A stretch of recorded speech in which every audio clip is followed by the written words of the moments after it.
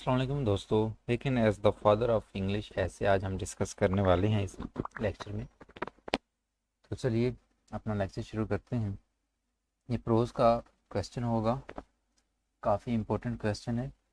Bacon के assess को लेके या बेकन के स्टाइल को लेके अक्सर पेपर में क्वेश्चन आया करता है। तो Bacon as the father of English essay हो या बेकन्स प्रोज स्टाइल हो, आप दोनों सूरत में इस क्वेश्चन को अटेम्प्ट कर सकते हैं। चलिए शुरू करते हैं। क्वेश्चन शुरू करने से पहले मैं आपको थोड़ा सा इसके बारे में एक आउटलाइन दे देता हूँ, क्योंकि मेरा मानना है कि आप कंसेप्चुअली लिखा करें, ना कि आप क्रैमिंग करें, रटा लगाएं। आप थीम समझें कि क्वेश्चन में क्या डिस्कस किया जा रहा है और उसको अपने वर्ड्स के साथ आप लिखें। Bacon as the father of English essay हो या बेकन्स प्रोज स्टाइल हो, आप इस क्वेश्चन को जब सॉल्व करेंगे, लिखेंगे, तो आप उसमें सबसे पहले तो बेकन के बारे में ये लिखेंगे कि बेकन वो फर्स्ट पर्सन था कि जिसने इंग्लिश लैंग्वेज में ऐसे को मुतारिफ करवाया। यानी बेकन का जो लाइफ स्पैन था वो 16th सेंचुरी है, और ये वो टाइम था, ये वो सेंचुरी है कि जब जो सबसे पॉपुलर जेनर था लिटरेचर में वो क्या था। इस टाइम पे पोइट्री बहुत ज़्यादा फेमस थी, एक राइटर्स की एक फेवरेट डिश थी। हर राइटर पोइट्री को ही लिखना पसंद करता था, और रीडर्स जो थे, जो ऑडियंस थी, जो पब्लिक थी उस टाइम की, वो भी पोइट्री को बड़े शौक से पढ़ा करती थी। लेकिन बेकन ने एक new style of composition introduce करवाया, जिसको उसने ऐसे का नाम दिया। ऐसे को इंग्लिश लैंग्वेज में सबसे पहले इंट्रोड्यूस करवाने वाले चूंकि बेकन थे, इसलिए हम कह सकते हैं कि इंग्लिश लैंग्वेज के ऐसे के बेकन जो हैं वो एक फादर के तौर पर ट्रीट किए जाते हैं। बेकन ने अपने जितने भी वर्क्स लिखे, all of his piece of works have been written in Latin language. ठीक है, एक्सेप्ट आपने ऐसे जो लिखे, सिर्फ एक्सेप्ट ऐसे आपका जो वर्क था, बाकी सारे आपके लैटिन में थे। जो ऐसे आपने लिखे, ये ऐसे आपने इंग्लिश लैंग्वेज में लिखे थे। हम ये लास्ट क्वेश्चन में पढ़ चुके हैं कि आपने अपने जो ऐसेज लिखे वो 3 एडिशंस के साथ आपने लिखे। अब सबसे पहले जो आपने एडिशन लिखा वो 1597, फिर 1612 और 1625। ये 3 एडिशंस आप के रहे 1597 में, फिर 1612 में, फिर 1625 में। और हर एडिशन में आपके जो नंबर ऑफ एसेज थे वो ग्रीव करते गए, बढ़ते गए। हमारा जो इंट्रोडक्टरी स्टेटमेंट है, क्योंकि हमारे पास क्वेश्चन है Bacon as the father of English essay, तो हम इंट्रोडक्टरी जो स्टेटमेंट है, जो पैराग्राफ है, उसमें हम ये चीज़ क्लियरली लिख देंगे कि भाई हम किसी को भी फादर ऑफ इंग्लिश ऐसे कंसिडर नहीं करते। नो डाउट कि नाश हो या माउंटेन हो, इन्होंने भी ऐसे में अच्छा खासा नाम बनाया, लेकिन अगर इंग्लिश ऐसे की बात की जाए तो Bacon is the only choice. आपके बारे में वाकर लिखते हैं, Bacon is the first English essayist as he remains for sheer mass and weight of genius the greatest. Bacon अपनी निहायत जहानत के साथ और अपनी वक़्त के साथ अपने आप को फर्स्ट इंग्लिश एसेस्ट मनवाने में सक्सेसफुल रहे। आपके जो एसेज थे, आपके एसेज ने आपको एक अच्छा खासा नाम दिया। आपकी जो वजह शोहरत बनी वो आपके एसेज ही बने। तो हम लिख सकते हैं इंट्रोडक्टरी स्टेटमेंट में ये चीज़ भी कि his essays have won him a place apart and are a source of his fame with the world at large. They introduced a new form of composition in English into English literature which was destined to have a varied and fruitful development. वैसे भी ये इंसानी nature होती है कि नई चीज़ उसको बहुत ज़्यादा इंटरेस्टिंग लगती है, और अब से पहले चूँकि इंग्लिश लैंग्वेज में लिटरेचर नाम की कोई कंपोजिशन नहीं थी, कोई जानर नहीं था, तो आपने जब इस चीज़ को इंट्रोड्यूस करवाया तो आपको अल्टीमेटली काफ़ी शोहरत मिली। और नो डाउट कि सिर्फ न्यू चीज़ होने की वजह से आपको शोहरत नहीं मिली, आपके जो एसेस थे कमाल के, आपने उसमें राइटिंग करके आपने अपने आप को मनवाया, अपनी सलाहियतों को मनवाया। They are also in a sense record of Bacon's outlook on the world throughout. आपके एसेस के मदद से हम बेकन का जो आउटलुक था, जो आउटर वर्ल्ड, जो बाहर की दुनिया के बारे में, जो सराउंडिंग के बारे में, जो बेकन का जो पॉइंट ऑफ व्यू था, जो उसकी परसेप्शन थी, वो भी हमें सामने हमारे आती है। The slim volume of the essays, slim volume means कि जो शुरू वाले जो आपका एडिशन था, स्लिम मीन्स कि छोटा एडिशन, पतला एडिशन। हमें पता है कि 1597 में जो फर्स्ट एडिशन था उसमें आपने टोटल जो आपके एसेज थे वो कितने थे जी? 10 ऐसे थे। तो इन कंपैरिजन अगर हम दूसरे के साथ यानी 1612 या 1625 के साथ कंपैरिजन करते हुए देखें तो 1597 वाला जो एडिशन था उसमें सबसे कम ऐसे थे। इसलिए हम कह सकते हैं जो स्लिम वॉल्यूम था वो क्या था, उसमें 10 ऐसे थे। फिर ये स्लिम वॉल्यूम क्या हुआ, ग्रू किया 38 तक, यानी दूसरा एडिशन जो 1612 में पब्लिश किया गया उसमें 38 और लास्ट एडिशन 1625 आपकी डेथ से एक साल पहले तक, 1626 में आपकी डेथ होती है, तो मरने से एक साल पहले जो आपने फाइनल एडिशन लिखा उसमें 58 ऐसे थे। तो टोटल ऐसे आपने कितने लिखे? आपने टोटल ऐसे अपनी लाइफ में 58 लिखे थे। अब ये हमने इंट्रोडक्टरी स्टेटमेंट दे दिया है दोस्तों। इसके बाद हमने लिखना है कि हम बेकन को as a father of English essay या बेकन का प्रोज स्टाइल हम अब डिटेल के साथ डिस्कस कर रहे हैं। सबसे पहली चीज़ हमने लिखनी है बेकन एंड मॉन्टेन। मॉन्टेन जो थे ये बेकन से पहले इस फॉर्म को लिख रहे थे।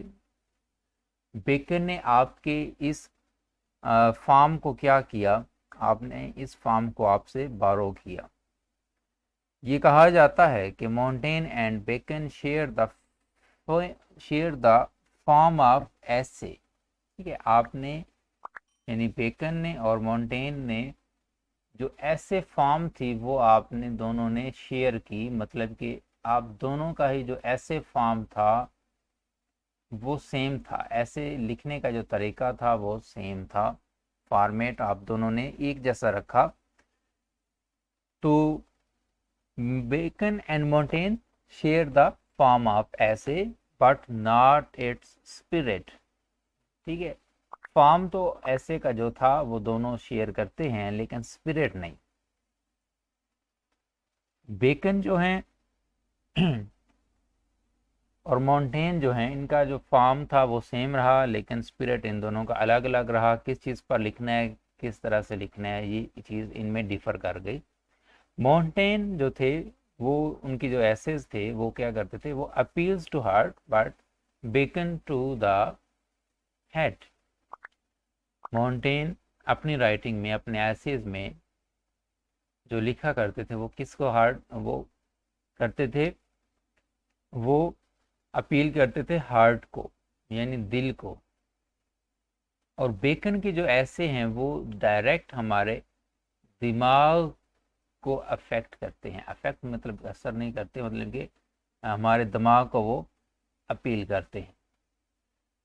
दूसरी चीज़ इनमें जो कॉमन है, सॉरी कॉमन नहीं, दूसरा जो हम इनमें फ़र्क कर सकते हैं, एक तो ये हमने किया कि इनका जो फॉर्म ऑफ ऐसे था वो सेम रहा लेकिन स्पिरिट सेम नहीं था।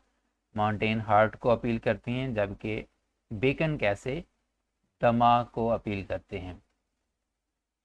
दूसरी चीज़ जो इनमें हमने लिखना है, जो डिफरेंस था वो ये था कि जो बेकन की इंग्लिश थी, जो इंग्लिश आपने कंपोजिशंस में इंग्लिश यूज़ की थी वो क्या थी, वो सेंटेंटेशियस इंग्लिश थी। सेंटेंटेशियस इंग्लिश के साथ आपने लिखा, सेंटेंटेशियस इंग्लिश मीन्स कि ऐसी इंग्लिश जो कि बहुत ज़्यादा आप शॉर्ट करके लिख रहे होते हैं, इसे हम कहते हैं सेंटेंटेशियस इंग्लिश। आप इसके सिनोनिम के तौर पर लिख सकते हैं कि कंसाइज, ठीक है, कंसाइज पैराग्राफ, कंसाइज सेंटेंसेस के साथ आप कुछ लिखते हैं तो उसे आप सेंटेंटेशियस कहते हैं। तो दूसरा फ़र्क इनमें ये रहा। तो अब इसको ज़रा पढ़ लेते हैं पेपर के वर्डिंग्स के साथ कि पेपर में आपने इन दो बातों को, इन दो डिफरेंसेस को किस तरह से लिखना है। Bacon borrowed the general conception of essay from Montaigne's essay, ठीक है, जो जनरल कंसेप्शन था, जो फॉर्म थी, वो बेकन ने बारो किया मॉन्टेन्स के एसेज से। Published in 1580। मॉन्टेन के ये जो एसेज था पब्लिश हुआ था 1580 में, इस चीज़ को बारो, यहाँ से बारो किया बेकन ने स्टाइल को, फॉर्म को। But he has little in common with them except that both books consist of notes on human life and human nature by men of the world. In the dedication to Prince Henry, Bacon, expounding his conception of essay, writes that they are। अच्छा, अब bacon और मॉन्टेन की form तो हमने पढ़ लिया था कि सेम था, और ये भी हमने पढ़ लिया कि बेकन ने जो स्टाइल था, जो फॉर्म था, वो मॉन्टेन्स के एसेज जो 1580 में पब्लिश होते हैं वहाँ से बारो किया। लेकिन इन दोनों में बहुत ही कम चीज़ें थीं जो कॉमन थीं, ठीक है। सिर्फ कॉमन इतना ही था कि दोनों ने किस पर लिखा, ह्यूमन लाइफ के ऊपर लिखा, ह्यूमन नेचर के ऊपर लिखा, बस ये कॉमन था। लेकिन सब्जेक्ट्स ह्यूमन नेचर या ह्यूमन लाइफ में दोनों के डिफरेंट थे। ये चीज़ हमने इधर इन शार्ट पढ़ ली थी कि मॉन्टेन के जो ह्यूमन लाइफ में से जो सब्जेक्ट्स होते थे वो अमूमन हार्ट को अपील करने वाले और बेकन के दिमाग को अपील करने वाले होते थे। अब बेकन जो है ये प्रिंस हेनरी को लिख रहे हैं और उसमें ऐसे के वजूद को डिफेंड करते हुए कहते हैं कि ऐसे जो हैं ये कोई नई चीज़ नहीं है। आप कहते हैं certain brief notes set down rather significantly than curiously which I have called essays। आपने एक तो अपने एसेज के बारे में कहा कि ये जो मेरे एसेज हैं ये क्या हैं, ये सर्टन ब्रीफ नोट्स हैं, चंद यकीनी नोट्स हैं जो कि सिग्निफिकेंटली लिखे गए हैं, ना कि क्यूरियसली लिखे गए हैं। सिग्निफिकेंटली मीन्स कि अपनी अहमियत को सामने रखते हुए, अपनी अहमियत के पॉइंट ऑफ व्यू के हिसाब से लिखे गए हैं, ना कि मैंने इनको इलेबोरेटली लिखा है। क्यूरियसली मीन्स कि यहाँ पे आप लेंगे इलेबोरेटली। आप कह रहे हैं बेकन कि मेरे जो एसेज हैं ये इनकी सिग्निफिकेंट के पॉइंट ऑफ व्यू से मैंने लिखा है, ना कि इससे कि इस पॉइंट ऑफ व्यू से कि अवाम इनको समझ पाएँ, अवाम को मैं समझा इलेबोरेट करूं। मैं जस्ट हिंट्स दे रहा हूँ, नोट्स दे रहा हूँ, इलेबोरेटली मैं ये ऐसे नहीं लिखता। और कहते हैं कि मैंने ये जो ब्रीफ नोट्स हैं इनको एसेज का नाम दिया। उसके बाद आप एसेज के ओरिजिन की तरफ एल्यूजन देते हैं। आप कहते हैं द वर्ड इज लेट, यानी ये जो लफ्ज़ है is late but the thing is ancient, कि ये जो लफ्ज़ है ये लेट है लेकिन जो थिंग है, ये जो ऐसे जो फॉर्म है ये एंशियंट है, ये बहुत कदीम है, बहुत पहले से आ रही है, अगरचे जो लफ्ज़ इसके बारे में फ्रेम किया गया वो बाद में किया गया। आप कहते हैं कि जो सेनिकाज एपिस्टल्स हैं ल्यूसिलस को, सेनिकाज क्या है आपका लिटरेचर में, लैटिन लिटरेचर में मिलता है कि सेनिका ने 1 to 4 यानी 124 लेटर्स लिखे ल्यूसिलस को। आप बेकन उन लेटर्स को, यानी उन 124 लेटर्स को जो सेनिका ने लिखे थे उनकी तरफ इशारा करते हुए कहते हैं कि if one marks them well, कि अगर कोई उन्हें अच्छी तरह से जांचे पढ़े, वो सारे क्या हैं, वो सारे के सारे ऐसे ही तो थे। और ये 65 AD की बात कर रहे हैं, यानी बहुत पहले से वो कहना चाह रहे हैं कि ऐसे जो था, ये जो फॉर्म थी, ये बहुत एंशियंट फॉर्म है, बहुत पहले से चली आ रही है, लेकिन इसका जो बाकायदा नाम इसको जो क्रिएट किया गया वो बाद में किया गया।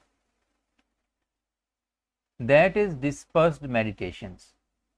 मजीद कहते हैं कि ये जो ल्यूसिलस को 124 लेटर्स लिखे गए वो ऐसे ही थे और वो ऐसे क्या थे, डिस्पर्स्ड मेडिटेशंस थे, यानी जो आपके जहन में ख्यालात आते हैं उनको लिखना, इधर उधर के ख्यालात को लिखना क्या कहलाता है, ऐसे कहलाता है। दो conveyed in the form of epistles, और यही डिस्पर्स्ड मेडिटेशंस जो होते हैं इनको एपिस्टल्स मीन्स के खत के सूरत में कन्वे किया गया, लिखा गया, पहुंचाया गया। Bacon's essays are much more concentrated. अब हम आ रहे हैं अपने दूसरे डिफरेंस पे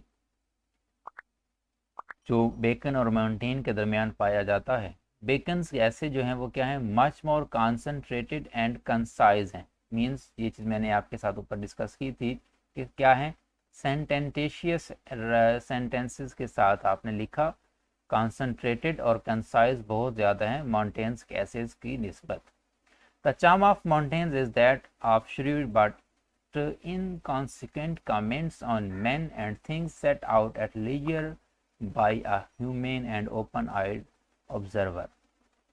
Bacon's essay represent rather the reflections of a politic player of the game of life, summed up in short, pregnant sayings that strike the imagination and cling to the memory. The effect of the one is diffused humanity, of the other an insight into the human nature, pointed with consummate mastery of single words and phrases. ये सारी चीज़ को मैंने आपके सामने just एक ही sentence में आपको दे दिया है कि मोंटेन की जितनी भी राइटिंग है वो क्या करती है, वो हार्ट को अपील करेगी, और बेकन की सारी राइटिंग्स, आपके जो एसेज हैं वो क्या करते हैं, वो हेड को अपील करते हैं। इस सेंटेंस को आप डिटेल के साथ जब इलेबोरेटली लिखते हैं तो आप इसको इस तरह से लिख देंगे। इसके बाद सेकंड जो हमने इसमें हेडिंग देनी है वो है इम्पर्सनल एंड ऑब्जेक्टिव। बेकन का जो प्रोज स्टाइल रहा वो क्या था, इम्पर्सनल रहा और ऑब्जेक्टिव रहा। मतलब ये कि उसमें आपने अपना कुछ भी अपनी लाइफ के रिलेटेड नहीं डाला, अपनी राइटिंग्स को अपनी ज़ात से अलग रखा और ऑब्जेक्टिव रखा। ऑब्जेक्टिव मीन्स कि उसमें कमी बेशी करने वाला आपने कोई चांस नहीं छोड़ा, जैसा कोई चीज़ थी उसको सेम वैसे ही आपने लिखा, अपनी पसंद नापसंद को उसमें आपने दाखिल नहीं किया अपने एसेज में।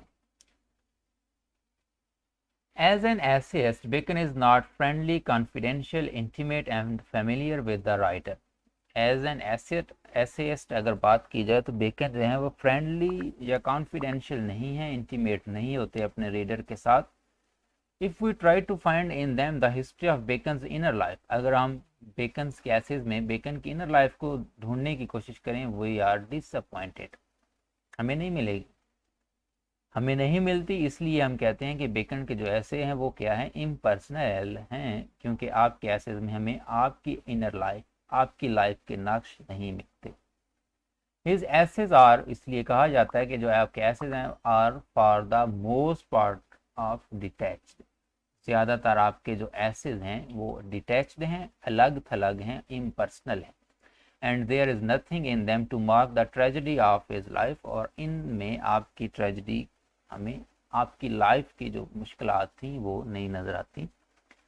लेकिन हम ऐसा भी नहीं कह सकते कि बेकन की जो स्टैम्प ऑफ द पर्सनैलिटी है, बेकन का जो पर्सनल जो शख्सियत का जो रंग है वो हमें आपके एसेज में नज़र नहीं आता। अगर हम ऐसा समझेंगे तो ये भी एक बहुत बड़ी क्या है, ग्रॉस एरर है, बहुत बड़ी गलती कंसिडर होगी। He did not consider life lightly, Bacon जो थे वो ज़िंदगी को हल्का नहीं लेते थे, बहुत सीरियस मैन थे और ज़िंदगी को बहुत सीरियसली आप टैकल करने वाले शख्स थे। आपने क्या किया, आपने ज़िंदगी को और उसमें जो भी प्रॉब्लम्स हैं सीरियसली, और आपने क्या किया, उनको उनके सॉल्यूशंस को प्रोवाइड करने की कोशिश की। It was in this mode that these essays were conceived, यही वजह है कि आपके जो ऐसे थे वो कंसीव किए गए। आपने अपने ऑब्ज़र्व किया अपनी लाइफ में या दूसरों की लाइफ में जो प्रॉब्लम्स थे, आपने उन्हें ऑब्ज़र्व किया और उनके सॉल्यूशंस को आपने लिखा। बेकन ने एक लम्हे के लिए भी क्या किया अपनी लाइफ में, अपने एसेज में हमें ये नहीं चीज़ मिलती कि बेकन ज़रा सा भी बेकन रोमांटिकली या प्लेफुली लिख रहे हों। नो जी, बिल्कुल भी नहीं। हुग वाकर कहते हैं कि आप क्या थे, टू स्टेटली, बहुत सीधा लिखने वाले थे, टू द पॉइंट लिखते थे।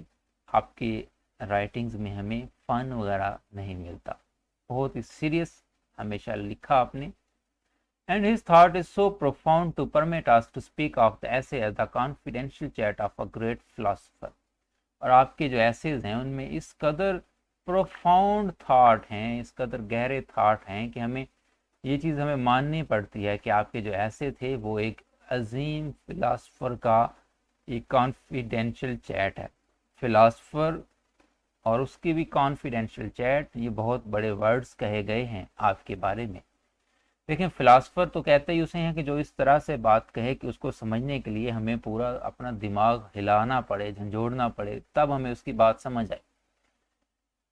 तो आपके बारे में कहा जा रहा है कि आपके जो एसेज थे वो एक ऐसा चार्ट थे जैसे कि हमें उन्हें पढ़ के उसमें इस कदर प्रोफाउंड थॉट्स होते थे कि हमें लगता था कि किसी बहुत बड़े फिलासफर ने कॉन्फिडेंशियली अपनी बात को कहा, फिलासफर ने भी फिर छुपा के अपनी बात को कहा हो। यही वजह है कि बेकन का अगर हम ऐसे देखें तो आपके ऐसे में एक एक लाइन हमें एक मैक्सिम, एक प्रोवर्ब की सूरत में मिलती है। एक एक लाइन को एक कहावत के तौर पर हम ले सकते हैं, क्योंकि एक एक लाइन में हज़ारों हमें सबक मिलते हैं। But in them he comes as near as that his nature would permit. लेकिन बेकन कोशिश करते हैं कि अपने ऐसे में अपनी नेचर, जो इंसानी नेचर है, उसके हकीकत से करीब तर रह सकें। Bacon's attitude to life, conditions of his time and the frame of his mind, ये सारी जो चीज़ें थी इन्होंने कंपेल कर दिया, बेकन को मजबूर किया कि वो अपनी शख्सियत को अपनी शख्सियत को क्या ना करें, अपनी शख्सियत को रिवील ना करें, जाहिर ना करें अपने एसेज में। ये वो दौर था जब बेकन जो थे वो राइवल्स में घिरे हुए थे। राइवल्स में शायद इसलिए भी कि एलिजाबेथ जो एज थी वो एक बहुत ज़्यादा ट्रेचरस एज थी, ठीक है, ब्रिटिश हिस्ट्री में। और दूसरी ये चीज़ थी कि ये एक वो एज थी जिसमें पोइट्री को बहुत ज़्यादा पसंद किया जा रहा था। ऐसे लिखने वाले से लोग जो दूसरे राइटर्स थे उसको पसंद नहीं कर रहे थे, तो राइवल्स आपके बहुत ज़्यादा थे। तो बेकन नहीं चाहते थे कि वो कुछ ऐसा लिखें अपनी लाइफ के बारे में, दूसरों को बात करने का मौका दें, इसलिए आपने अपनी राइटिंग्स को बहुत ज़्यादा कंपेल्ड रखा। आपने Bacon could not commit anything, आपने कुछ भी ऐसा ना लिखा अपनी राइटिंग में, ठीक है। Bacon could not commit anything to writing, हाँ जी, यहाँ पे राइटिंग नाउन है, वर्ब नहीं है। तो बेकन ने अपनी राइटिंग में ऐसा कुछ भी ना लिखा, कुछ भी ना किया कि जिससे क्या हो, जो उस बेकन के अपने व्यूज़ कंसिडर किए जाएं। बेकन ने अपने राइटिंग्स में जो भी लिखा उसको इस तरह से लिखा कि वो बेकन के अपने ज़ाती व्यूज़ कंसिडर ना किए जा सकें, उसमें उनकी अपनी लाइफ का रिफ्लेक्शन ना मिले। क्योंकि अगर उनकी अपनी लाइफ का रिफ्लेक्शन चाहे अकॉर्डिंग टू रिलीजन, पॉलिटिक्स या मोरालिटी अगर मिलता तो वो मुश्किलात में आ सकते थे, क्योंकि he was surrounded all sides with the rivals and enemies who could make capital out of his personal utterances, जो कि आपके इन अल्फाज के साथ अपने ज़ाती फ़ायदे उठा सकते थे, निकाल सकते थे। इसलिए आपने अपनी लाइफ को अपने एसेज में ना उसकी हमें झलक ना दी। He did not want to be exploited on that account, आप नहीं चाहते थे उन्हें किसी तरह से भी एक्सप्लॉइट किया जा सके। Bacon had to keep himself to himself, Bacon ने अपने आप को अपने आप तक ही रखा, अपनी राइटिंग्स में हमारे सामने नहीं रखा। The condition of his life and his time always kept his pen in check, he never spoke out, and whenever he spoke like a philosopher or a statesman। आप कभी भी अपनी लाइफ के बारे में नहीं बोले, और जब भी बोले एक फिलासफर की तरह, एक स्टेट्समैन, एक रियासत के अहदेदार की तरह आपने लिखा, ताकि आपकी पकड़ ना हो सके, यानी आप अपनी बात को ढके छुपे अल्फाज के साथ लिखते नहीं। आप टू स्टेटली ज़रूर लिखते थे, आप हकीकत को ज़रूर लिखते थे क्लियर अल्फाज में, लेकिन अपनी, अगर आप बात करें कि अपनी लाइफ के बारे में, तो आपने अपनी लाइफ के बारे में कुछ भी नहीं लिखा। अगर आप आपके ऐसे से बेकन की लाइफ को अगर आप रिलेट करना भी चाहेंगे तो आपको यूं लगेगा कि बहुत कम एलिमेंट्स आपको मिलेंगे जो आप बेकन की लाइफ के साथ रिलेट कर पाएंगे। इसलिए मैं कह रहा था कि बेकन ने अपनी लाइफ के बारे में बहुत ही कम लिखा या ढके छुपे अल्फाज में लिखा। आप यहाँ पे ये कोटेशन दे देंगे, Bacon writes as a statesman a politician attorney general or lord chancellor with the robes of his office on. ठीक है, आपने एक स्टेट्समैन, आपने एक पॉलिटिशियन या अटॉर्नी जनरल या लॉर्ड चांसलर के तौर पर लिखा जो कि अपने काम से काम रखता है। Bacon therefore took the form from Montaigne but filled it with material drawn from his own mind. Bacon ने यही वजह है कि मोंटेन से अपना फॉर्म तो बारो किया, लेकिन उसको जो फिल किया वो अपने दिमाग के साथ अपना मटेरियल डाला। बे मोंटेन डायरेक्टली हार्ट से मुतल्लिक लिखते थे जो आसानी से दिल में उतरे, लेकिन बेकन ने जो लिखा वो दिमाग के मुतल्लिक लिखा, उसको समझने के लिए दिमाग चाहिए। इसके बाद Montaigne emerge in his essays as the spectator of life and its shrewd critic. जबकि बेकन जो थे वो ambitious English lawyer and statesman with one eye fixed upon the pole star of philosophic truth. आप philosophic truth को भी लिखते, लेकिन साथ साथ आप उसको एंड द अदर वाचिंग, और दूसरी आई जो थी वो उससे आप देख रहे होते थे कि इर्द गिर्द क्या चल रहा है, क्या साजिशें रची जा रही। इसके बाद है जी हमारे पास heading neatness and ordered compactness. इसमें आपने क्या लिखना है, इसमें आपने ये लिखना है कि जो वो आपका स्टाइल था बेकन का वो क्या था, वो नीटनेस और ऑर्डर्ड कंपैक्टनेस उसमें हमें नज़र आती है। उसमें हमें नीटनेस नहीं मिलती, उसमें हमें ऑर्डर्ड कंपैक्टनेस नहीं मिलती। कंपैक्टनेस मतलब कि मिलती है, कमियां मिलती हैं, एक तरह से आप यूं कह सकते हैं। आप कह सकते हैं कि जो बेकन का स्टाइल है वो क्या है, डिस्कर्सिव स्टाइल है। डिस्कर्सिव स्टाइल, डिस्कर्सिव स्टाइल क्या होता है कि जब आप कोई चीज़ कह रहे हैं और आप वो कभी कहीं कभी कहीं, ठीक है, वो कहते हैं ना, कभी अर्श पर कभी फर्श पर, ए गमे आशिकी तेरा शुक्रिया। तो डिस्कर्सिव स्टाइल का शुक्रिया आप कह सकते हैं कि बेकन के एसेज में हमें एक थॉट नहीं मिलता। आप कभी कुछ कहेंगे तो कभी उसके बरक्स कुछ कह रहे होंगे, ठीक है। यानी आप अपने सब्जेक्ट के साथ कलिंग नहीं कर पाते, आप अपने सब्जेक्ट्स के ऊपर ख़ुद को मुहित नहीं रखते, आप अपने आइडियाज़ को चेंज करते रहते हैं। तो इसको हम कह सकते हैं डिस्कर्सिव स्टाइल, यानी ऐसा स्टाइल जिसमें आप सब्जेक्ट टू सब्जेक्ट आप क्या करें, वांडरिंग करें, या डाइग्रेसिंग आप कह सकते हैं, digressing from subject to subject. जब आप एक सब्जेक्ट से दूसरे सब्जेक्ट की तरफ भटकते रहें तो उसे हम कहते हैं discursive style. Bacon found the essay as a suitable form to receive many thoughts of his mind. Bacon ने ये चीज़ तो कहा है ना कि ये क्या है, डिस्पर्स्ड मेडिटेशंस हैं। इसी चीज़ से आप कह सकते हैं, क्लियरली समझ सकते हैं कि डिस्पर्स्ड मेडिटेशन क्यों कहा, कि आपके जहन में जो भटके हुए ख्यालात आते हैं उनको आप अगर लिखते हैं तो बेकन कहता है ये आपका क्या होता है, ऐसे होता है। अच्छा, यहाँ पे ये चीज़ भी समझने वाली है कि डिस्पर्स्ड मेडिटेशंस ही क्यों कहा बेकन ने अपने एसेस को। तो इसकी दो वजूहात हैं जो हम इस पैराग्राफ में डिस्कस करेंगे। वो वजूहात क्या हैं, क्यों आप अपने एसेस को डिस्पर्स्ड मेडिटेशंस कहते हैं। तो दोस्तों याद रखिएगा, दो वजूहात की वजह से हम कह सकते हैं कि डिस्पर्स्ड मेडिटेशंस आपने कहा होगा। एक तो ये कि the ideas of a particular ऐसे जो है, किसी भी ऐसे में जो आपके आइडियाज़ हैं वो क्या हैं, वो सिस्टमेटिकली नहीं है। सिस्टमेटिकली मतलब कि उनमें हमें कोई रबत नज़र नहीं आता, उनमें हमें कोई तरतीब नज़र नहीं आती। दूसरा ये कि आपके जो सेंटेंसेस होते हैं उनको जोड़ने के लिए भी आपने किसी तरह के कनेक्टर्स यानी कंजंक्शंस का यूज़ नहीं किया। किसी भी एक ऑर्गेनाइज्ड पैराग्राफ के लिए दो चीज़ें बहुत ज़रूरी होती हैं। अगर आप एक ऑर्गेनाइज्ड एक स्ट्रक्चरल पैराग्राफ लिखना चाहते हैं तो उसके लिए दो चीज़ें आपके पास उस पैराग्राफ में लाजमी होनी चाहिए, और वो क्या होती हैं? एक तो कोहेसिव डिवाइसेस होनी चाहिए।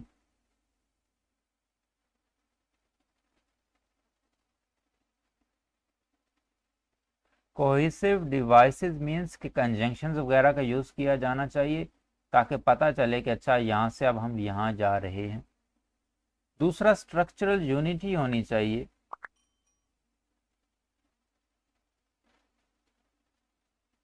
अगर आपके पैराग्राफ में ये दो चीज़ें हमें नहीं मिलती तो आप कभी भी एक ऑर्गेनाइज्ड पैराग्राफ लिख ही नहीं सकते। और बेकन के अगर आप एसेस को देखें तो बेकन के एसेस में हमें ये चीज़ कोहेसिव डिवाइसेस और स्ट्रक्चरल यूनिटी बलखसूस जो फर्स्ट एडिशन था 1597 वाला, उसमें तो हमें बिल्कुल नहीं मिलती। अब इसको पढ़ लेते हैं जी। He was extraordinary discursive in his interests। ठीक है, डिस्कर्सिव मैं आपसे एक्सप्लेन कर चुका हूँ। He took all knowledge to be his province. He surpassed all his contemporaries in the capacity to utter pregnant thoughts on almost any theme. He was short of time and thrifty of his thoughts and his literary material. He wanted to preserve the treasure of his mind for the benefit of posterity in aphoristic utterances। Aphoristic भी कहते हैं कि short, बहुत कम अल्फाज के साथ अपनी बात कहने का जो स्टाइल होता है उसको हम एफोरिस्टिक स्टाइल या डिस्कर्सिव स्टाइल, नहीं, एफोरिस्टिक मीन्स कि आप ऐसा स्टाइल जिसमें आप अपनी बात को बहुत ही शॉर्ट सेंटेंसेस के साथ, बहुत थोड़े अल्फाज के साथ बोलते हैं, उसको हम बोलते हैं एफोरिस्टिक स्टाइल। और डिस्कर्सिव स्टाइल वो स्टाइल जिसमें आप एक सब्जेक्ट के ऊपर टिक ना पाएं। To Bacon, who was thrifty both of time and of literary material, the essay was a godsend. So there is a neatness and ordered compactness which distinguishes his essays, which are occasional and discursive, containing detached thoughts written down as they occur। ठीक है, आपके ज़हन में dispersed meditation इसलिए कहा गया कि जैसे ही कोई ख्याल आता आप उसको क्या करते, आप उसको नोट कर लेते, लिख देते। यही वजह है कि आपने अपने एसेस को सर्टेन ब्रीफ नोट्स भी कहा था। They are not set compositions but rather jottings of collections of thoughts. आपके एसेस जो हैं वो कोई सेट कंपोजिशंस नहीं हैं, बल्कि क्या हैं? जॉटिंग्स हैं, जोड़ हैं, टुकड़े हैं कलेक्शंस ऑफ थॉट्स के। जैसे जैसे थॉट्स आते गए आप उन्हें लिखते गए, जोड़ते गए, तो इन्हें आपने एसेस का नाम दिया। and that have shaped themselves, और इस तरह से वो एक कंपोजिशन बना दी। as if spontaneously in the epigrammatic phase, the occasional nature of Bacon's essay set the fashion of essay writing in English literature। हम एक एपिग्रामेटिक फेज यानी कि एक कंसाइज और क्लेवर तरीके के साथ यूँ कह सकते हैं कि बेकन के जो एसेज हैं उनकी नेचर क्या है? उनकी नेचर बेकन्स ऐसे सेट द फैशन ऑफ ऐसे राइटिंग, यानी बेकन्स के जो एसेज थे उन्होंने क्या कर दिया, उन्होंने एक ऐसे राइटिंग का एक लाइन हमें दे दी कि इसके ऊपर आपने लिखना है, यानी डिस्पर्स्ड मेडिटेशंस को ही आप ऐसे कहते हैं। वैरायटी ऑफ सब्जेक्ट्स की अगर बात की जाए तो बेकन के पास वैरायटी ऑफ सब्जेक्ट्स मिलते हैं जो कि मॉन्टेन के पास या दूसरे जो राइटर्स थे, ऐसे एसेस्ट थे, उनके पास नहीं मिलता। मिसाल है, मॉन्टेन या लैम जो थे उनके जो सब्जेक्ट्स होते थे वो अनइम्पोर्टेंट होते थे, लेकिन जो बेकन के थे वो हमेशा इम्पोर्टेंट रहे। He may be unsystematic in his treatment of it, but he never wanders beyond his bounds। आप अपने जो सब्जेक्ट्स थे उनको लिखते वक्त बेशक आप अनसिस्टमेटिक रहे, स्ट्रक्चरल यूनिटी ना रखी आपने, लेकिन आपने उनको कभी भी एक लिमिट से आगे ना जाने दिया। दूसरा ये कि वैरायटी ऑफ सब्जेक्ट इसलिए कि आपने एक तो ये कि एक ही ऐसे में आपने कई तरह के अपने आइडियाज़ को लिखा है। ऐसे एक होता है उसमें आइडियाज़ एक से ज़्यादा हमें नज़र आ रहे होते हैं। दूसरा ये कि आपने किसी एक चीज़ के बारे में नहीं लिखा, आपने स्टडीज़ के रिलेटेड लिखा, आपने रिलीजन के रिलेटेड लिखा, आपने सोसाइटी के रिलेटेड लिखा, आपने ह्यूमन नेचर के बारे में लिखा, आपने इंसान के अपने ऊपर लिखा, आपने कई तरह के सब्जेक्ट्स के ऊपर लिखा। और उनमें हर एक सब्जेक्ट के ऊपर जब आपने लिखा तो उसमें भी आपने कई तरह के अपने आइडियाज़ को सामने रखा। लैंग्वेज एंड स्टाइल की बात की जाए अगर, तो लैंग्वेज आपको मैं ऑलरेडी डिस्कस कर चुका हूँ कि आपने सेंटेंटेशियस इंग्लिश का इस्तेमाल किया, मीन्स कि कंसाइज इंग्लिश का इस्तेमाल किया, ठीक है, जिसको हम एफोरिस्टिक स्टाइल भी कहते हैं। एफोरिस्टिक स्टाइल या सेंटेंटेशियस इंग्लिश ऐसी इंग्लिश होती है जो कि सजेस्ट करती है रेदर देन एक्सपाउंड्स, यानी सिर्फ सजेस्ट आपको एक इशारा देती है, एक आपको एक्सप्लेन, एक्सपाउंड्स मीन्स एक्सप्लेन आपको नहीं करती।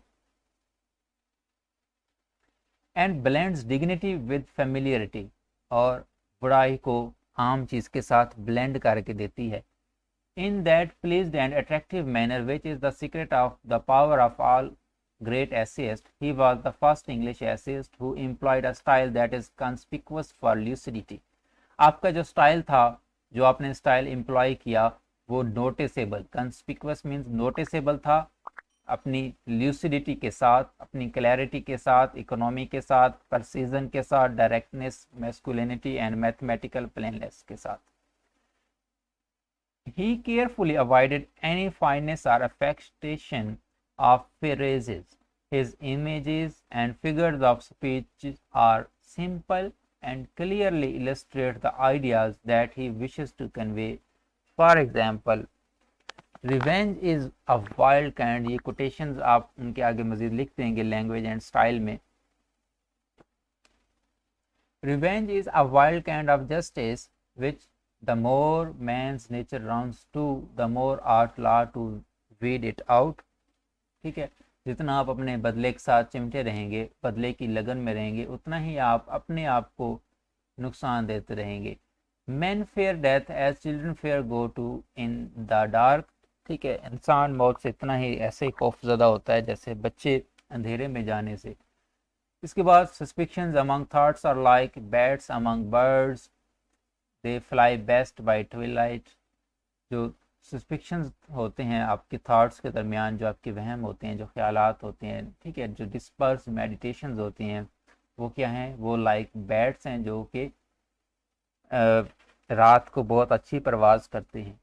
ठीक है, आपने कहा था ना कि डिस्पर्स्ड मेडिटेशंस अपने एसेज को, तो आप वही कहना चाह रहे हैं, ये उसी तरफ आपका इशारा है कि जो आपके सस्पिक्शंस होते हैं थॉट्स के दरमियान, जो आपको गुमान आते हैं, वो एक बैट्स की तरह होते हैं। जो बाकी परिंदों में जैसे बैट्स होती हैं, वैसे ही आपके थॉट्स में आपके सस्पिक्शंस होते हैं जो कि अंधेरे में बहुत अच्छी परवाज़ करती हैं। ये बहुत गहरी बात है यहाँ पे। In all these quotations the function of the image is not to intensify the meaning, to make it deeper or richer, but simply to make more effective a meaning that was already fully formed। ये चीज़ हमने ऊपर पढ़ ली है ना, कि आपने कहा था कि मेरे जो एसेज हैं वो क्या हैं, सर्टेन ब्रीफ नोट्स हैं, और उसके बाद आप आगे कहते हैं मज़ीद, set down rather significantly than curiously. वही चीज़ हमें यहाँ पे मिल रही है कि आपके जो ये कोटेशंस होती हैं, ये images is not to intensify the meaning, meaning समझाने के लिए नहीं है, ठीक है, बल्कि अपनी इफेक्टिव मीनिंग के लिए ये चीज़ हमारे लिए वैल्यू रखती है। इसके बाद है जी, Bacon style is suffused with wit and fun. इसके अलावा आपने अपने स्टाइल को विट और फन के साथ भी भरा है।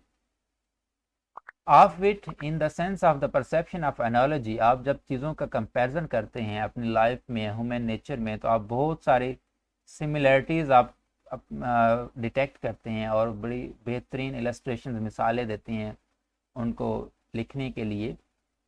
As he can detect endless analogies in nature, और आप नेचर में ना ख़त्म होने वाली मुमासलत तलाश करके हमारे सामने रखते हैं। But often Bacon's wit is mere play of words, as through indignities men rise to dignity। अब ये आप विट का हमें यहाँ पे रिफ्लेक्शन मिल रहा है कि आप कहते हैं कि इनडिग्निटीज से इंसान क्या होता है, डिग्निटी की तरफ आता है। By pain man come to greater pain, ठीक है। Some time we come across ingenious combination. Ingenious means ingenious कहते हैं कि किसी चीज़ को जो कि ओरिजिनल हालत में पाई जाए, ठीक है। तो some time we come across ingenious combination of incongruous words. बाज़ दफ़ा हम आपकी राइटिंग में ऐसे कॉम्बिनेशन मिलते हैं जो कि हकीकत होते हैं, लेकिन आपने उनके लिए जो वर्ड यूज़ कर रखे हैं वो बहुत ही इनकॉन्ग्रुअस हैं। इनकॉन्ग्रुअस मीन्स कि इनएप्रोप्रिएट हैं। As man have no friends are described as cannibals of their own heart, money is like a muck. Bacon simile and metaphors, Bacon ने सिमिली और मेटाफॉर का भी इस्तेमाल किया, लेकिन अपने आखिरी एडिशन में are full of wit. For example, riches are the baggage of virtue. He that hath wife and children hath given hostage to fortune। ये कोटेशन हम पिछले क्वेश्चन में डिस्कस कर चुके हैं। तो उसके बाद है जी flexibility is an important characteristic of Bacon style. Flexibility भी ऑफ विट, ठीक है। ऑफ विट के अलावा फन और ऑफ विट जो है, एक तो आपके स्टाइल में हमें ये चीज़ मिलती है, दूसरी क्या है कि फ्लेक्सिबिलिटी है। जो ओल्ड स्टाइल था, ठीक है, जो ल्यूसिलस को जो लेटर एपिस्टल्स लिखे गए या मोंटेन का आप स्टाइल ले सकते हैं, वो क्या था, वो कॉम्ब्रस था, ठीक है। CUMBROUS, कॉम्ब्रस स्टाइल था। मीन्स कि वो डिफ़िकल्ट टू अंडरस्टैंड या डिफ़िकल्ट टू यूज़ आप कह सकते हैं कॉम्ब्रस को, ठीक है। डिफ़िकल्ट टू यूज़ या अंडरस्टैंड। लेकिन जो बेकन का स्टाइल था उसमें क्या थी, फ्लेक्सिबिलिटी मिलती है। It could rise but it could not easily sink. The new style of Bacon fitted itself as easily to buildings, gardens and to suitor ceremonies as to truth and death. और ये वजह है कि आपके style में चूंकि flexibility है, ठीक है, उसको इस्तेमाल करना आसान है, आपके स्टाइल को अपनाना आसान है, समझना आसान है, और इसके साथ साथ फ्लेक्सिबिलिटी है, इसलिए आप इसमें किसी तरह का भी सब्जेक्ट हो उसको आप डिस्कस कर सकते हैं, लिख सकते हैं। Bacon was a distinguished rhetorician. Rhetorician कहते हैं आर्ट ऑफ परसुएजन, ठीक है, किसी को अपनी बात के लिए आमादा करना, उसको कहते हैं रिटोरिशन। तो बेकन जो थे वो एक माने हुए रिटोरिशन थे। आप दूसरे को अपनी बात समझा पाते थे, अच्छी तरह से अपनी बात के लिए कायल कर पाते थे, क्योंकि आपको फ्रेजेस के ऊपर बहुत ज़्यादा कमांड था। No one knows better than he either how to leave a single word to produce all its effect by using it in slightly uncommon sense. कोई भी आपसे ज़्यादा अच्छा नहीं जानता कि किस तरह से अल्फाज का इस्तेमाल करना है, चुनाव करना है, और किस तरह से एक लफ्ज़ यूज़ करके दूसरे के ऊपर अपनी पूरी बात का असर डालना है। ये बेकन से बेहतर कोई नहीं जानता। And setting the wit at work to discern and adjust this. Discern means कि किस चीज़ को अपने सेंसेस के साथ परसीव करके, समझ के, फिर आपने उसको किस तरह से अपने माहौल, अपने अल्फाज के साथ ढालना है और उसको अनफोल्ड करना है अपने पढ़ने वालों के ऊपर, ठीक है। कॉनोटेशंस मीन्स अब्स्ट्रैक्ट मीनिंग्स उसके जो होते हैं, जो छुपे हुए उसके मैनी होते हैं, उसको किस तरह से अनफोल्ड करना है अपने रीडर्स के ऊपर, कौन से अल्फाज यूज़ करने हैं, किस तरह से अपनी परसेप्शंस की जो ओपनिंग है वो करनी है, व्यूज़ और परसेप्ट इनलेट्स मीन्स के किस तरह से उनका इजहार करना है। ये सारी चीज़ों में बेकन से बढ़ के कोई भी नहीं था। Bacon dazzles, amuse, half delusively suggests, stimulates, provokes, edifies, instructs, satisfies is indeed perfectly true. His literary methods are of the orator. आपके जो लिटरेरी मेथड्स हैं वो एक orator, एक पब्लिक स्पीकर की तरह हैं, not the dialectician. Dialectician means एक फिलासफर की तरह के नहीं है।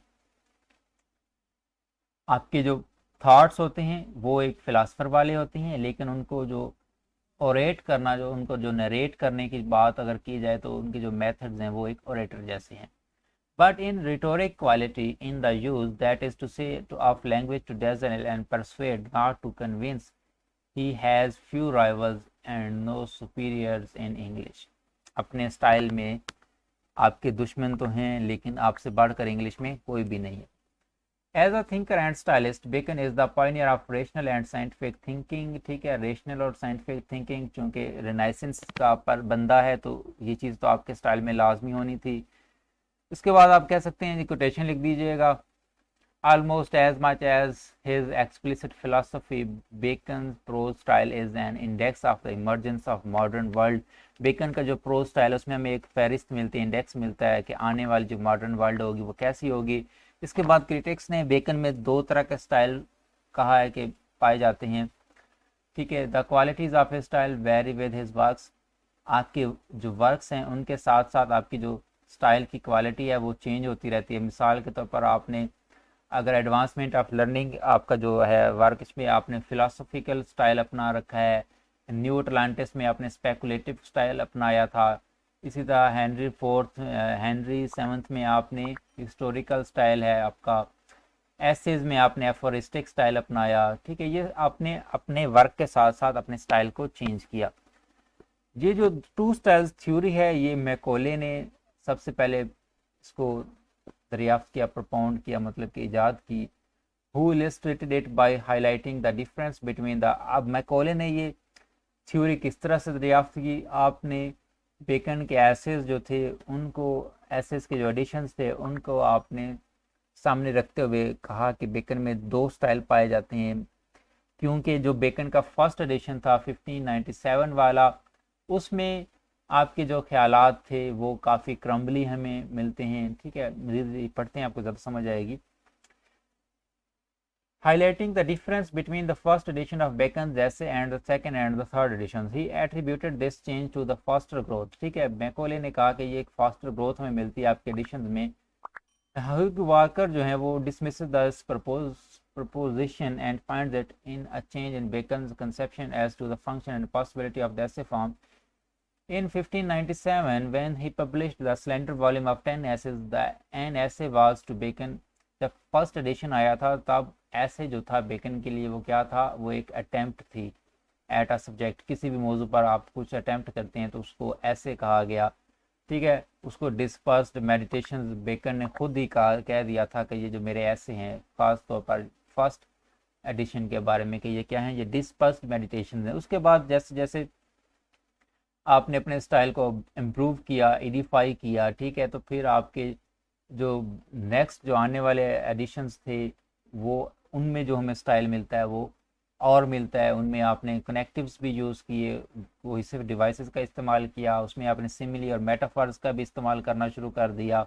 तो इस तरह से आपके जो एसेज हैं उनमें हमें दो स्टाइल मिलते हैं. टू स्टाइल थ्योरी मैकोले ने हमें दी थी. ये आपके एसेज में से चंद एग्जांपल्स हैं. ठीक है, जो स्पेसिमेन के तौर पर आप लिखेंगे, स्पेसिमेन मीन्स के नमूने के तौर पर.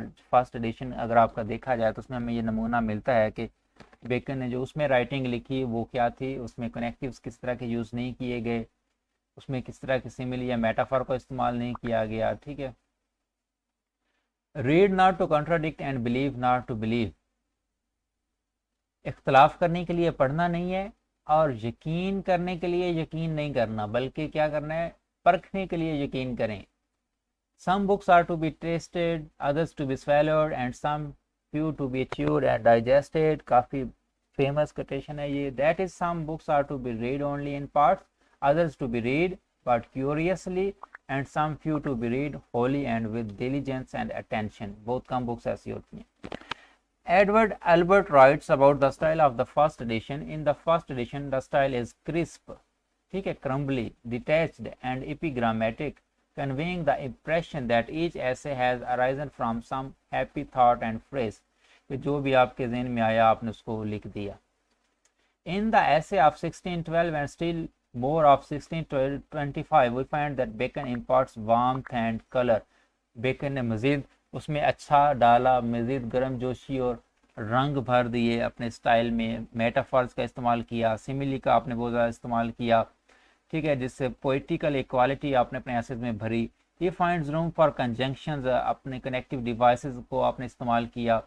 A few examples given here illustrates the change in style, Chand examples के साथ हम इस चीज़ को प्रूव कर सकते हैं। मिसाल है, suspicions among thoughts are like bats, तो सिमिली यहाँ पे मिल गई। They fly best by twilight, virtue is like precious, ठीक है, सिमिली मिल गई। तो यानी बाद में जो आने वाले एसेस थे उसमें आपने एक तो कोहेसिव डिवाइसेस, कंजंक्शंस और सिमिलर मेटाफर का काफ़ी ज़्यादा इस्तेमाल किया, जिस वजह से आपके स्टाइल जो थे वो काफ़ी बेहतर हो गए, एडिफाई किया आपने, इम्प्रूव किया। Hugh Walker points out that the change of style was caused due to Bacon's change conception of essay. Hugh Walker का मानना है कि जिस जो स्टाइल में चेंज आई ये इस वजह से आई कि बेकन का जो कंसेप्ट था ऐसे को लेके, यानी डिस्पर्स्ड मेडिटेशन वाला, वो चेंज हो गया था। Composition in which such sentences are these as these occur are obviously a good deal more than more jottings, ठीक है।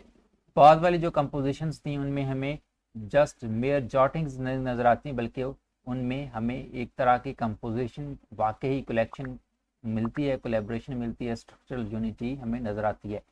Bacon's conception of essay had developed and therefore he clothed his dispersed meditation in a richer vesture। कमाल के words use किए हैं walker ने कि बाद में जब बेकन के ऐसे को लेकर जो कंसेप्शन थी वो जो डेवलप होती है, तो आपने फिर अपने डिस्पर्स्ड मेडिटेशंस को क्या किया, निहायत कमाल के साथ उनको लिबास पहनाया।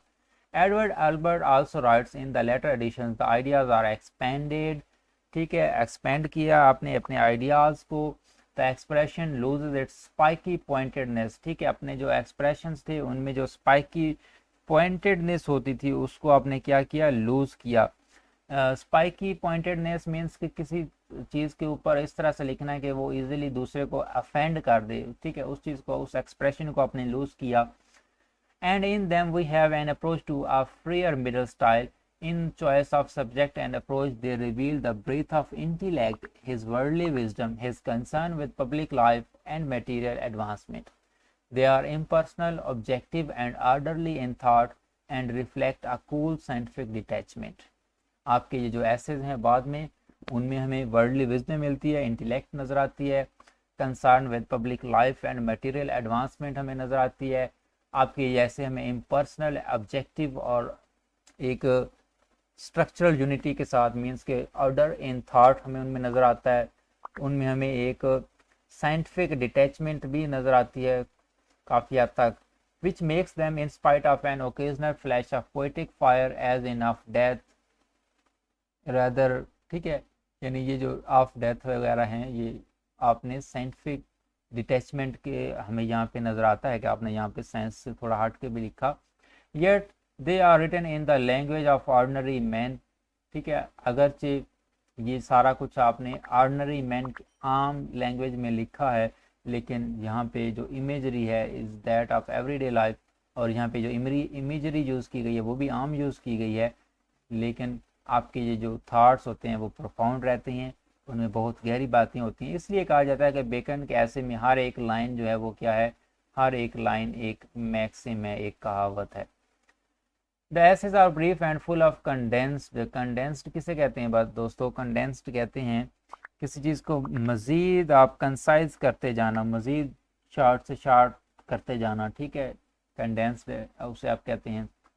witty and antithetical sentences, antithetical means opposite sentences, which have the qualities of proverbal expressions। आपकी चाहे condensed thoughts हैं, चाहे witty thoughts हैं, चाहे antithetical sentences हैं, किसी तरह का भी आपने sentence, चाहे एक पॉइंट के एक पॉइंट के सपोर्ट में अगर आपने कोई ये लाइन लिखी तो भी वो एक प्रोवर्ब है।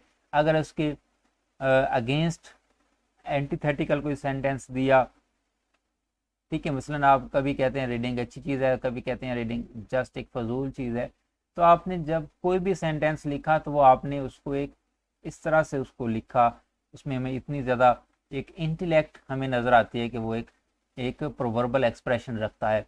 And are notable for their precision and clarity of expression, और अपनी इख्तसारत, अपनी मुख्तसर, शार्ट और जामिया होने के लिए भी वो आपके जो एसेज हैं, आपके जो सेंटेंसेस हैं वो जाने जाते हैं। तो दोस्तों ये था आज का हमारा sentence Bacon as the father of English essay या बेकन्स प्रोज स्टाइल। तो मैं उम्मीद करता हूँ आपको इसका एक अहाता हो गया होगा कि इसमें हमने क्या क्या चीज़ें लिखनी है। इसमें आप बेकन एंड मोंटेन का डिफरेंस लिखेंगे, आप इसमें इम्पर्सनल एंड ऑब्जेक्टिव लिखेंगे कि बेकन की जो राइटिंग्स थी वो इम्पर्सनल थी, वो उनमें आपने ऑब्जेक्टिव लिखा, आपने अपनी पसंद नापसंद को उसमें ऐड नहीं किया। फिर आप लिखेंगे कि डिस्कसिव स्टाइल था आपका, नीटनेस एंड ऑर्डर्ड कम्पैक्टनेस के बारे में। फिर आप वैरायटी ऑफ सब्जेक्ट लिखेंगे, ठीक है, कि बेकन का जो स्टाइल था उसमें काफ़ी ज़्यादा वैरायटी हमें मिलती है। फिर आप लैंग्वेज एंड स्टाइल के ऊपर जब आएंगे तो आप इसमें लैंग्वेज और स्टाइल में लिखेंगे कि सेंटेंशियस इंग्लिश थी, आपने अपनी राइटिंग्स के बारे में लिखा कि ये सजेस्ट करने के लिए ना कि एक्सपाउंड करने के लिए, ठीक है। ये सारी चीज़ें आप लिखते जाएंगे, कोटेशंस आप साथ देते जाएंगे प्रूव करने के लिए। फिर आप लिखेंगे बेकन का जो स्टाइल है उसमें हमें विट और फ्लेक्सिबिलिटी बहुत ज़्यादा नज़र आती है। विट में लिखेंगे कि आप किस तरह से अजीब अजीब एनालॉजीज करते हैं, आप कंपैरिजन करते हैं चीज़ों के दरमियान, ठीक है। उसके बाद आप फ्लेक्सिबिलिटी में लिखेंगे कि जो ओल्ड स्टाइल था वो कम्ब्रस स्टाइल था, जो न्यू स्टाइल आपका जो था उसमें फ्लेक्सिबिलिटी थी। आप फ्लेक्सिबिलिटी होने की वजह से आप किसी भी टॉपिक पर लिख सकते थे, और दूसरा ये कि फ्लेक्सिबिलिटी होने की वजह से आने वाले जो आपके सक्सेसर्स थे, जो डिसेंडेंट्स थे, ठीक है, पोस्टेरिटी के लिए, पोस्टेरिटी मीन्स के बाद में आने वाले राइटर्स के लिए उसको चूज़ करना, इंतखाब उसका लिखना आसान हो गया। उसके बाद लिखेंगे कि आप बेकन जो था वो एक बेहतरीन रिटोरिशन था, अपनी कमांड रखता था अपने थॉट्स को दूसरे को समझाने में, उसको कायल करने में। उसके बाद आप लिख देंगे जी बेकन के अंदर दो स्टाइल हमें मिलते हैं। बेकन के एसेस को जब पढ़ते हैं तो एक तो उसका जो फर्स्ट एडिशन था उसमें हमें जो स्टाइल है वो एक क्रम्बली स्टाइल हमें मिलता है, ठीक है। जो बाद वाले जो स्टाइल जो आपका ऐसे आता है उसमें हमें एक कोहेसिव स्ट्रक्चरल यूनिटी वाला स्टाइल मिलता है, ठीक है। ये सारी चीज़ें आप लिखते जाएंगे और इस तरह से आप अपने इस क्वेश्चन को अटेम्प्ट करेंगे। मैं उम्मीद करता हूँ आपको वीडियो लेक्चर अच्छा लगा होगा। अपना ख्याल रखिएगा। अल्लाह हाफिज़।